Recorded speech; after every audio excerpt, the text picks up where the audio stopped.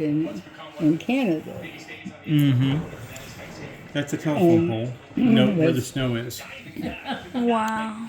It was a horse-drawn cart, and it was safer traveling like this than to try to travel with a car because they had a little furnace in it. See that little pipe sticking up?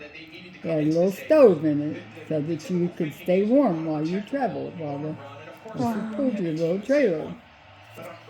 But our car, on the other hand, was under about 8 foot of snow on top of the roof of the car. It was clear to the second floor. Grandma Jones told me that when they transferred from Canada to, I want to say Kansas or somewhere around there, maybe Oklahoma, I'm not sure. But when they got transferred, they were told in the fall that you had to put a flag on a pole on top of your car when you parked. And they thought they were crazy. Yeah, but when they left in the middle of winter, and the car had to be shipped to them once everything thawed. No, it was supposed to have been. But actually, it was April when we left. And Mom and Dad thought it'll be nothing by then. No problem. So they go ahead and pack up the house. They pack up all of our stuff. They're ready to go, right? They said, now we just got to go get the car. The wheels dug out or whatever. Oh, no. No. It took... See, Daddy was dean of the college there. They had to call on all the young men to come out with shovels and help Reverend Jones get his car dug out because they're leaving. And they dug for an entire day. I mean, it was like 25 or 30 men digging frantically. And I don't know how we got even out of Canada. It was horrible. But you do what you have to do. Lots of prayer. Wild. Mama sat there in the front seat praying her head off. His Daddy in his office. That was me, ready for the Sweet 16 party, which we had at church. Well, it was really the equivalent of our Church of God prom. And so I was just a junior when this was taken. And I borrowed that dress. It was a pink dress, and I loved it. But I had to borrow it because I didn't have a dress to wear. And Mom and Dad couldn't afford one, so that's my grandma and me under her peach tree in the backyard. And that's Daddy. No, that's Daddy, and that's his brother Lindell, and that's his sister Florence. And Gilbert was already dead by then. And that's the church at Pineland, probably. Thomas Andrew Jones, last pastor. No, it's Hebert, Louisiana. Ruby pastored after his death. And there was a fence right behind the church, and they lived in the parsonage right next to the church.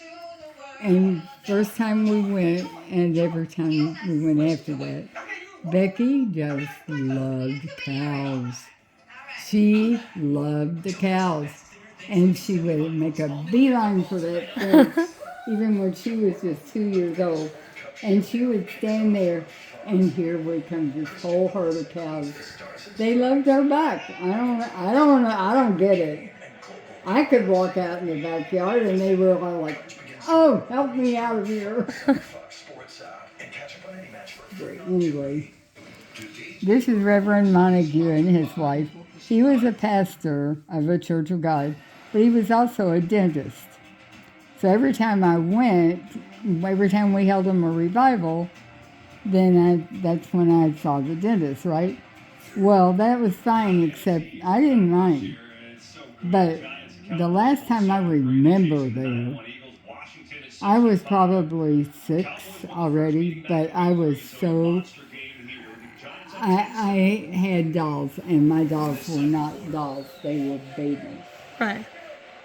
And shortly before we went for this revival, my doll had those wakey eyes that Yeah. you can sleep, and they had fallen into its head.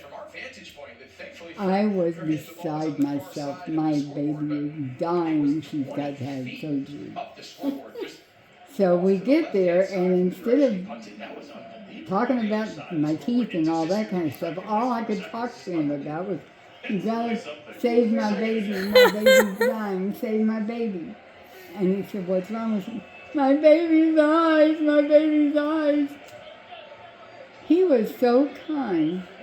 He immediately said, Kenneth, this is serious. We've got to do this. This is serious.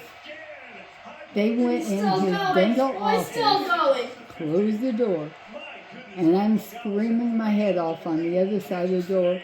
Don't hurt her, don't hurt her, don't kill my baby. We're going to put her to sleep and we'll fix her. I think we can fix her. And they were in there what seemed to me to be 2 days and a half.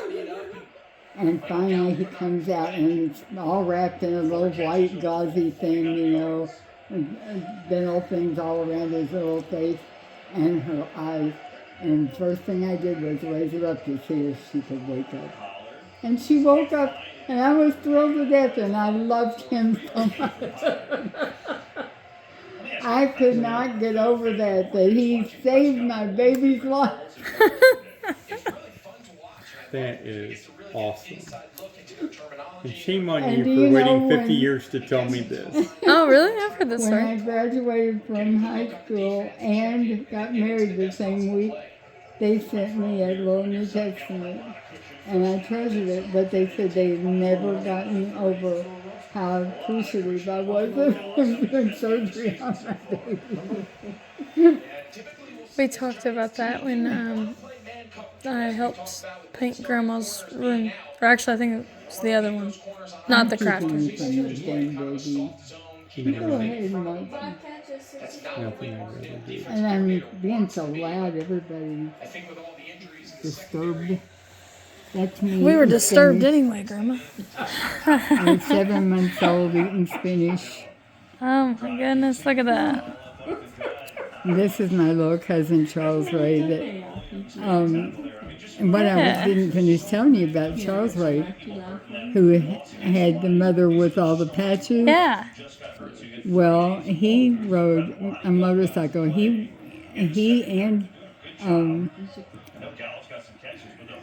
and his brother both worked for the prisons of Louisiana. And he would ride a motorcycle back and forth. Well, one night, not terribly long ago, it's been about 5 years maybe, a truck had pulled off to the side of the interstate, lights flashing, you know, obviously, and having a problem. And he rode his motorcycle up by the truck and asked if he could help. So they were working on the truck, I think they were changing a tire or something. And a semi came by and hit him and killed him instantly. So my boy cousins are all gone. Two of them died basically from injuries in Vietnam, and then one in the Navy, and then he was hit by a motorcycle. By a semi-driver. That's Lindell when he was in grade 3. That's a third grader? And these are your dad's cousins, Elsie Corrine and Bev. That's Bev? Mm-hmm. Why does she look so much like Mom? You sure? I think that's Mom. Mm-hmm. Oh, well, I don't know. Maybe it is. I'm pretty sure I remember. You're probably right. Yeah, it is Paula. Yeah. Well, She I worked have at a the picture preschool. of that.